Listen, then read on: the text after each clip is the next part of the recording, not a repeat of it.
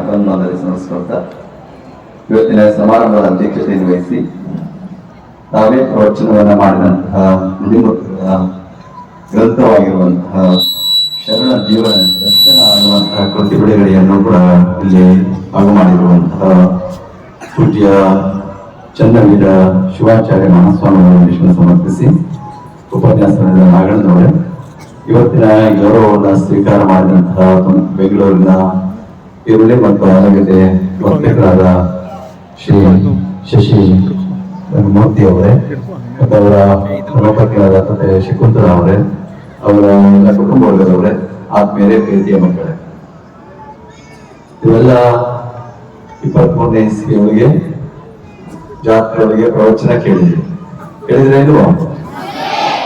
ಎಷ್ಟು ಜನ ಇದ್ರೆ ಕೈ ಎತ್ತಿ? ಭೋಜನ ಇದ್ರಿ ನೀವೆಲ್ಲ ಒಂದು ಹಾಡು ಹೇಳ್ತೀರಿ, ಜಯ ಕಲ್ಯಾಣಕ್ಕೆ. ಅದೆಲ್ಲ ಇನ್ನೂ ಹೇಳ್ತಾ ಇದ್ದಾರೆ. ಅದೊಂದು ಮರೆಯಂಗೆ ಅಲ್ಲ, ನೀವು ಬಿಡಿ, ಕೈ ಬಿಡಿ. ಅದು ಯಾರು ಹೇಳ್ಕೊಟ್ಟಿದ್ದು ನಿಮ್ಗೆ? ಇವತ್ತು ಅಧ್ಯಕ್ಷತೆ ವಹಿಸಿ ಇವತ್ತಿನ ಗ್ರಂಥವನ್ನ ಬಿಡುಗಡೆ ಮಾಡಿದಂತಹ ಪೂಜ್ಯ ಚನ್ನವೀರ ಶಿವಾಚಾರ್ಯ ಮಹಾಸ್ವಾಮಿಯವರು 10 ದಿವಸಗಳ ಕಾಲ ಅತ್ಯಂತ ಅರ್ಥಪೂರ್ಣವಾದಂತಹ ಶರಣರ ಜೀವನ ವಿಚಾರಗಳನ್ನ ಕುರಿತು ನಿಮ್ಮೆಲ್ಲರಿಗೆ ಮನವರಿಕೆ ಮಾಡಿಕೊಳ್ಳುವಂತಹ ಪ್ರವಚನವನ್ನ ಪೂಜ್ಯರಲ್ಲಿ ನಡೆಸಿಕೊಟ್ಟಂತಹ ಕೈಯಲ್ಲಿ ತರುವಲ್ಲೇ, ಸಿರಿಯಲ್ಲಿ ತರುವಲ್ಲೇ, ಹಿರಿದ ಪಾಠ್ಯವನ್ನು ತರುವಲ್ಲೇ, ನಿಮ್ಮ ಶರಣರ ಸುಂದರಿಯ ಒಂದರಗಳಿಗೆ ನಿಮ್ಮನಿತ್ತೇ ಕಾಣ ರಾಮನಾಥ ಅನ್ನುವಂತಹ ಜನರ ರಾಸಮೇನವರ ಒಂದು ಮಾತು. ಶರಣರ ಒಂದು ನುಡಿ ನಮಗೆ ಎಲ್ಲಕ್ಕಿಂತಲೂ ಕೂಡ ಶ್ರೇಷ್ಠವಾಗಿರುವಂತಹದ್ದು. ನಮ್ಮ ಒಳಗಿನ ಕತ್ತಲೆ, ನಮ್ಮ ಹೊರಗಿನ ಕತ್ತಲೆ ಎರಡನ್ನೂ ಕೂಡ ಕಳೆದುಕೊಳ್ಳೋದಿಕ್ಕೆ ಇಂತಹ ನುಡಿಗಳು ನಮಗೆ ಯಾವತ್ತೂ ಕೂಡ ಬೆಳಕನ್ನ ತೋರುವಂತ ಕೆಲಸವನ್ನ ಮಾಡುತ್ತವೆ. ಇವತ್ತು ಹೊರಗಿನ ಕತ್ತಲೆಯನ್ನು ನಾವು ಕಳ್ಕೊಳ್ಬಹುದು ಬಹಳ ಸುಲಭವಾಗಿ, ಆದ್ರೆ ನಮ್ಮ ಒಳಗಿನ ಕತ್ತಲೆಯನ್ನು ಕಳೆದುಕೊಳ್ಳುವಂತಹದ್ದು ಅತ್ಯಂತ ಕಠಿಣವಾಗಿರುವಂತಹದ್ದು. ಅದನ್ನೇ ಹೇಳಿದರು, ಮಂಡ್ಯ ಮಾಸದಲ್ಲಿ ಮಂಜನವ ಮಾಡುವುದು, ವಸ್ತ್ರ ಮಾಸದಲ್ಲಿ ಮಡುವಾಗಿ ಇಕ್ಕುವುದು, ಮನ ಮಾಸದಲ್ಲಿ ಕೂಡ ಚಂದ ಸಂಗನ ಶರಣರ ಅನುಭವ ಮಾಡುವುದನ್ನು ಮಾತನ್ನ ಪೂಜಿಸಿದಂತಹ ಅವರು. ಹಾಗೆ ನಮ್ಮ ಅಂತರಂಗದ ಕತ್ತಲೆಯನ್ನ ಕಳೆಯುವಂತಹ, ನಮ್ಮ ಒಳಗೆ ಸುಜ್ಞಾನವನ್ನ ಮೀರುವಂತಹ, ನಮ್ಮ ಮನಸ್ಸಿಗೆ ಒಂದು ಸಂಸ್ಕಾರವನ್ನ ತಂದುಕೊಡುವಂತಹ ಶರಣರ ಚಿಂತನೆಗಳನ್ನ ಕುರಿತು 10 ದಿವಸಗಳ ಕಾಲ ಅದ್ಭುತವಾದ ಪ್ರವಚನವನ್ನ ಪೂಜ್ಯರಲ್ಲಿ ನಡೆಸಿಕೊಟ್ಟಂತಹ ಅವರು. ನಮ್ಮ ಈ ನಾಡಿನಲ್ಲಿ ಪ್ರವಚನಕ್ಕೆ ತನ್ನದೇ ಆದಂತಹ ಒಂದು ಮಹತ್ವ ಇದೆ. ಅದರಲ್ಲೂ ಕೂಡ ಉತ್ತರ ಕರ್ನಾಟಕದಲ್ಲಿ ನೀವು ಬಹಳಷ್ಟು ಮಂದಿ ನೋಡಿರುವಂತಹ ಅಲ್ಲಿ ಪ್ರವಚನ ಅಂತಂದ್ರೆ ರಾತ್ರಿ 12-1 ಗಂಟೆ ಆದ್ರೂ ಕೂಡ ಹೀಗೆ ನೆಲದಲ್ಲೇ ಕುಳಿತುಕೊಂಡು ಪ್ರವಚನ ಕೇಳ್ತಾರೆ. ಚೇರ್ ಹಾಕೋದಿಲ್ಲ, ಒಂದು ಅಥವಾ ಜಮಖಾನ ಹಾಕೋದಿಲ್ಲ, ಏನೂ ಹಾಕೋದಿಲ್ಲ. ಅವ್ರು ನೆಲದಲ್ಲೇ ಕುಳಿತುಕೊಳ್ತಾರೆ. ಬಂದು ಅಷ್ಟು ಶ್ರದ್ಧಾ ಭಕ್ತಿಯಿಂದ ಶ್ರವಣ ಭಕ್ತಿಯನ್ನ ಮಾಡುವಂತಹವ್ರು.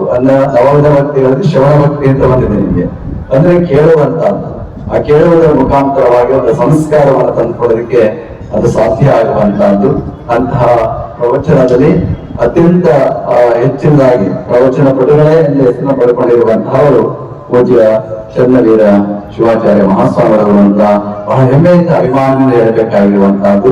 ಅವರ ಮಾತುಗಳು, ಅವರ ಆ ಧ್ವನಿ ನಿಜವಾಗ್ಲೂ ಎಲ್ಲರಿಗೂ ಕೂಡ ಹಿತವಾಗುವಂತಹ ಧ್ವನಿಯನ್ನ ಪೂಜ್ಯರು ಇಟ್ಕೊಂಡಿರುವಂತಹ ಅವರು. ಅವರ ವಿಚಾರಗಳು ಕೂಡ ಅಷ್ಟೇ ಆಳವಾದಂತಹ ವಿಚಾರಗಳ ಮುಖಾಂತರವಾಗಿ ಜನಸಾಮಾನ್ಯರಿಗೂ ಕೂಡ ತತ್ವ, ನೀತಿ, ಧರ್ಮ ಇವುಗಳನ್ನ ತಲುಪಿಸುವಂತ ಕೆಲಸವನ್ನ ಅವರು ನಿರಂತರವಾಗಿ ಮಾಡಿಕೊಂಡು ಬರ್ತಾ ಇದ್ದಾರೆ. ಅವರು 10 ದಿವಸಗಳ ಕಾಲ ನಡೆದಂತ ಪ್ರವಚನ ನಮಗೆ ಮರ್ತೋಗಿರ್ಬೋದು. ಕೆಲವುಗಳೆಲ್ಲ ನಿಮ್ಗೆ ಜ್ಞಾಪಿಸ್ತಾ ಇದ್ರು. 360 ದಿವಸಗಳಲ್ಲಿ 5 ದಿವಸ ಇರಬೇಕು ಅನ್ನೋದನ್ನ ನಿಮ್ಗೆ ಮರ್ತೋಗಿತ್ತು ಎಷ್ಟೋ ಜನಕ್ಕೆ. ಇವತ್ತು ಅವ್ರು ಹೇಳಿದಾಗ ನಿಮಗೆ ಪುನಃ ಜ್ಞಾಪಕ ಬಂದಂತಹದ್ದು.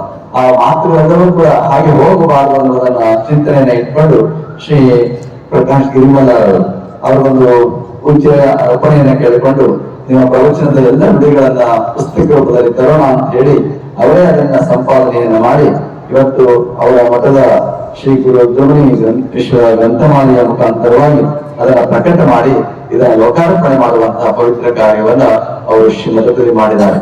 ಈ ಗ್ರಂಥವನ್ನ ಪೂಜ್ಯರಾಗಿರುವಂತಹ ಹಾರಗಲ ಕುಮಾರ ಮಹಾಸ್ವಾಮಿಗಳವರಿಗೆ ಹಾಗೂ ನಮ್ಮ ಪರಮ ಪೂಜ್ಯ ಶಿವಕುಮಾರ ಮಹಾಶಿವರವರಿಗೆ ಅರ್ಪಣೆ ಮಾಡುವುದರ ಮುಖಾಂತರವಾಗಿ ಈ ಒಂದು ಗ್ರಂಥವನ್ನ ಲೋಕಾರ್ಪಣೆ ಮಾಡಿರುವಂತಹದ್ದು ಅತ್ಯಂತ ಸಂತಸ ಪಡುವಂತಹ ಸಂಗತಿ. ಅವರ ಮಾತುಗಳನ್ನ ಇವತ್ತು ನೀವು ಕೇಳಿದ್ದೀರಿ. ಅವರು ಬಹಳ ದೂರದಿಂದ ಪ್ರಯಾಣ ಮಾಡಿ ಬೆಳಗ್ಗೆ ಬಿಟ್ಟು ಈ ಕಾರ್ಯಕ್ರಮದಲ್ಲಿ ಭಾಗವಹಿಸಿ ಇವತ್ತು ಪುನಃ ರಾತ್ರಿ ಪ್ರಯಾಣವನ್ನ ಮಾಡಬೇಕಾಗಿರುವಂತಹದ್ದು. ನಾಳೆ ಶಿವರಾತ್ರಿ ವಿಶೇಷ ಕಾರ್ಯಕ್ರಮ ಇದೆ ಅಂತ ಹೇಳ್ತಾ ಇದ್ರು. ಪೂಜ್ಯರನ್ನ ಹೇಳ್ತಾ ಇದ್ದ ಯಾರೋ ಹುಡುಗ ಅವ್ರು ಬಂದಿದ್ರೆ ಅವ್ರು ಕರ್ಸಲ್ವಾ ಅಂತ ಹೇಳಿ, ಇಲ್ಲ 25ನೇ ತಾರೀಕು ಬರ್ತಾರೆ ಅಂತ ಅವ್ರಿಗೆ ಹೇಳ್ತಾ ಇದ್ದೆ ಅವನಿಗೆ. ಅವರು ಮಕ್ಕಳಲ್ಲೂ ಕೂಡ ಬಹಳಷ್ಟು ಪ್ರಭಾವ ಅವರ ಮಾತುಗಳು, ನಿಮ್ಮ ಮಾತುಗಳು ಅವರ ಮೇಲೆ ಪ್ರಭಾವವನ್ನು ಬೀರುವಂತಹದ್ದು. ಅವರು ಇವತ್ತು ಬಂದು ಅಧ್ಯಕ್ಷತೆಯನ್ನು ವಹಿಸಿ ನಿಮ್ಮೆಲ್ಲರನ್ನ ಕೊಟ್ಟು ಒಳ್ಳೆಯ ಮಾತುಗಳನ್ನ ಪೂಜೆ ತಿಳಿಸಿದ್ದಾರೆ. ಇವತ್ತು ಎಂ.ಎ. ನಾರಾಯಣನವರು ಇಲ್ಲಿ ಹಳೆ ವಿದ್ಯಾರ್ಥಿ. ಅವರು ಹೆಚ್ಚು ಕಡಿಮೆ ಅವ್ರ ಕುಟುಂಬದ ಅಂತಂದಿರೆಲ್ಲರೂ ಕೂಡ ಇಲ್ಲಿಯೇ ಅಭ್ಯಾಸ ಮಾಡಿದಂತಹ ಅವರು ಇಂಜಿನಿಯರ್ ಆಗಿ ಕೇಂದ್ರ ಸರ್ಕಾರದಲ್ಲಿ ನೌಕರಿಯನ್ನು ಪಡೆದು ಅಲ್ಲಿ ವೃತ್ತಿಯನ್ನು ಮಾಡಿ ಪ್ರವೃತ್ತಿಯಿಂದ ಕಲಾಗಾರ, ಇವತ್ತು ಸಕಲ ಕಲಾ ವಲ್ಲಭ ಅಂತಾರಲ್ಲ ಆ ರೀತಿಯಲ್ಲಿ ಎಲ್ಲಾ ಕಲೆಗಳನ್ನು ಕೂಡ ತನ್ನ ಜೀವನದಲ್ಲಿ ಅಳವಡಿಸಿಕೊಂಡು ನಾಟಕ ಕಲೆಯಲ್ಲಿ ವಿಶೇಷವಾದಂತಹ ಒಂದು ಪರಿಣತಿಯನ್ನು ಪಡ್ಕೊಂಡಿರುವಂತಹ ಎಂ.ಎ. ನಾರಾಯಣನವರು ಆ ವೃತ್ತಿಯಿಂದ ಅವರು ಇಂಜಿನಿಯರ್ ಆದ್ರೂ ಕೂಡ ಪ್ರವೃತ್ತಿಯಿಂದ ಈ ಕಲೆಗಳಲ್ಲಿ ತಮ್ಮನ್ನು ಅರ್ಪಿಸಿಕೊಂಡು ಒಂದು ಉಪನ್ಯಾಸವನ್ನು ನೀಡುವಂತಹ ಅವರು ಇವತ್ತು ದಾನ ದಾಸೋಹ ಅದನ್ನ ಕುರಿತು ಅದರ ವಿಚಾರಗಳ ಬಗ್ಗೆ ನಿಮಗೆ ಬೆಳಕು ಚೆಲ್ಲುವಂತ ಕೆಲಸವನ್ನು ಮಾಡಿದ್ದಾರೆ. 12ನೇ ಶತಮಾನದಲ್ಲಿ ದಾಸೋಹ ಮತ್ತು ಕಾಯಕ ಎರಡು ಒಂದೇ ನಾಣ್ಯದ ಎರಡು ಮುಖಗಳಿದ್ದ ಹಾಗೆ, ಒಂದು ದುಡಿಮೆ ಮತ್ತೊಂದು ಅದನ್ನ ಬಳಕೆ ಮಾಡಿಕೊಳ್ಳುವಂತಹದ್ದು. ಒಂದು ಗಳಿಕೆ ಬಳಕೆಗಳ ಮಾರ್ಗವೇ ಅದು ಕಾಯಕ ಮತ್ತು ದಾಸೋಹ ಅಂತ ಕರೆದುಕೊಂಡು ಬಂದಿರುವಂತಹದ್ದು. ವಿಶೇಷವಾಗಿ ಆ ದಾಸೋಹದ ವಿಚಾರವನ್ನ ಕುರಿತು ನಾಗಣ್ಣನವರು ತಮ್ಮ ವಿಚಾರಗಳನ್ನು ತಿಳಿಸಿರುವಂತಹ ಅವರು. ಜೊತೆಗೆ ಇವತ್ತಿನ ವಿಶೇಷದಲ್ಲಿ ನಮ್ಮ ಶಶಿಧರ ಮೂರ್ತಿಯವರು ನಿಜವಾಗ್ಲೂ ಕೂಡ ನಾವು ಅಭಿಮಾನ ಪಡಬೇಕು, ಹೆಮ್ಮೆ ಪಡಬೇಕು. ಪ್ರತಿ ವರ್ಷವೂ ಕೂಡ ನಮ್ಮ ಶಿಕ್ಷಕರೆಲ್ಲರೂ ಕೂಡ ಹೋಗ್ತಾರೆ ಬೆಂಗಳೂರಿಗೆ.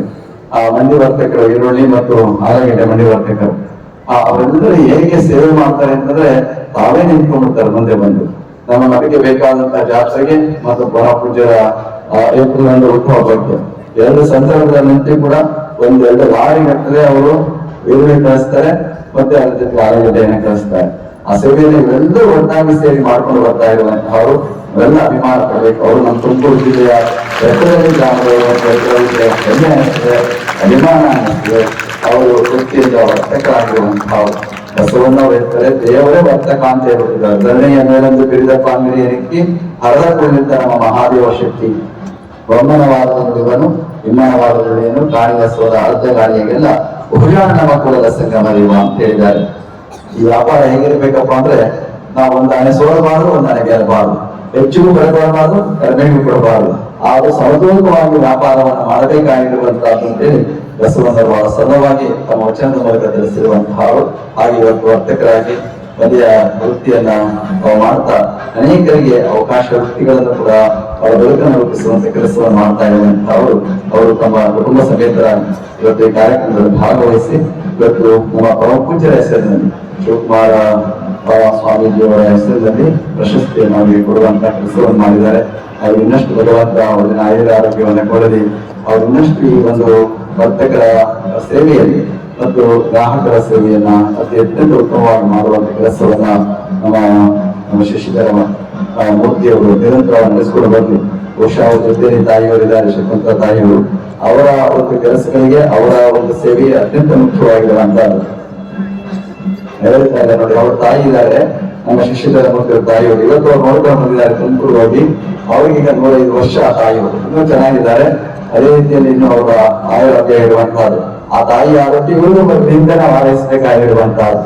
ಅವರು 105 ವರ್ಷ 106 ವರ್ಷ ಚೆನ್ನಾಗಿ ಬದುಕು ಬಾಳ್ಬೇಕಾಗಿರುವಂತಹದ್ದು. ಈ ಪೂಜೆ ಹೇಳ್ತಾರೆ, ತಾಯಿಯ ಸ್ಥಾನ ಅಂತ ದೊಡ್ಡದು ಅಂತೇಳಿ. ತಾಯಿಯ ಸ್ಥಾನವನ್ನ ತುಂಬುವಂತವ್ರು ಯಾರು ಇರೋದಕ್ಕೆ ಸಾಧ್ಯವೇ ಇಲ್ಲ. ಬೇರೆ ಎಲ್ಲಾ ಸ್ಥಾನವನ್ನ ತುಂಬುವರಂತೆ, ಆದ್ರೆ ತಾಯಿಯ ಸ್ಥಾನವನ್ನ ಜಗತ್ತಿನಲ್ಲಿ ಯಾರು ತುಂಬಕ್ಕೆ ಸಾಧ್ಯವೇ ಆಗದಿಲ್ಲವಂತೆ. ಅದಕ್ಕಾಗಿ ಒಂದು ಮಾತನ್ನ ಹೇಳ್ತಾರೆ, ಪಾಶ್ಚಿಮಾತ್ಯರ ಒಂದು ಮಾತು ಹೇಳ್ತಾರೆ, ದೇವರು ಎಲ್ಲಾ ಕಡೆ ಇರೋದಕ್ಕೆ ಸಾಧ್ಯ ಆಗ್ತಿದೆ ಅಂತ. ಅದಕ್ಕೆ ತಾಯಿ ಸೃಷ್ಟಿ ಮಾಡುವುದ ಅನ್ನುವಂತಹ ಮಾತನ್ನ ಹೇಳ್ತಾ ಇರ್ತಾರೆ. ಹಾಗೆ ಆ ತಾಯಿಯ ಸ್ಥಾನ ಅತ್ಯಂತ ಮುಖ್ಯವಾಗಿರುವಂತಹದ್ದು. ಆ ತಾಯಿಯ ಬಗ್ಗೆ ಅಷ್ಟೇ ಪ್ರೀತಿ, ಗೌರವ, ಸೇವಾ ಭಾವನೆಯನ್ನ ಅವರೆಲ್ಲ ಅಂತಂದಿರ ಜೊತೆ ಇಟ್ಕೊಂಡಿರುವಂತಹ ಅವರು. ಆ ತಾಯಿಯ ಆಶೀರ್ವಾದ ಶಶಿಧರ ಮೂರ್ತಿಯವರ ಮನೆ, ಅವರ ಪತ್ನಿಯವರಾದಂತಹ ಶಕುಂತಲೆಯವರ ಮನೆ, ಮೊಮ್ಮಕ್ಕಳು ಮಕ್ಕಳು ಎಲ್ಲರ ಮೇಲೆ ಕೂಡ ಇರ್ಲಿ ಅಂತ ಹಾರೈಸ್ತಾ, ಬಸವಾದಿ ಕೃಪೆ ಅವರ ಮೇಲೆ ಇರ್ಲಿ ಅಂತ ಹಾರೈಸಿ ಅವರಿಗೆ ಶುಭವನ್ನು ಕೊಡ್ತಾ ಇವತ್ತಿನ ಈ ಕಾರ್ಯಕ್ರಮ ಅತ್ಯಂತ ಯಶಸ್ವಿಯಾಗಿದೆ. ಮಕ್ಕಳೇ, ಅವರು ಪ್ರವಚನದ ಶರಣ ಜೀವನ ದರ್ಶನ ಪುಸ್ತಕ ಒಂದು ಪುಟ್ಟ ಪುಸ್ತಕ, ಆದರೂ ಕೂಡ ಅತ್ಯಂತ ಪರಿಣಾಮಕಾರಿಯಾಗಿರುವಂತಹ ಪುಸ್ತಕ. 4-5 ಶರಣರ ಜೀವನವನ್ನ ಕುರಿತು ಅದನ್ನ ಬೆಳಕು ಚೆಲ್ಲುವಂತ ಕೆಲಸ ಇದಕ್ಕೆ ಆಗಿರುವಂತಹದ್ದು. ಈ ಪುಸ್ತಕವನ್ನ ಎಲ್ಲರೂ ಕೂಡ ಕೊಂಡು ಓದಿ ಅದರ ಮೂಲಕ ಜ್ಞಾನವನ್ನ ವಿಸ್ತರಿಸಿಕೊಳ್ಳುವಂತಹ ಬದುಕನ್ನು ಹಸನು ಮಾಡಿಕೊಳ್ಳುವಂತ ಕೆಲಸವನ್ನ ಮಾಡಿ ಹಾರೈಸ್ತಾ ಎಲ್ಲರಿಗೂ ಶುಭ ಅಂತ ಮಾತು. ನಮಸ್ತೆ.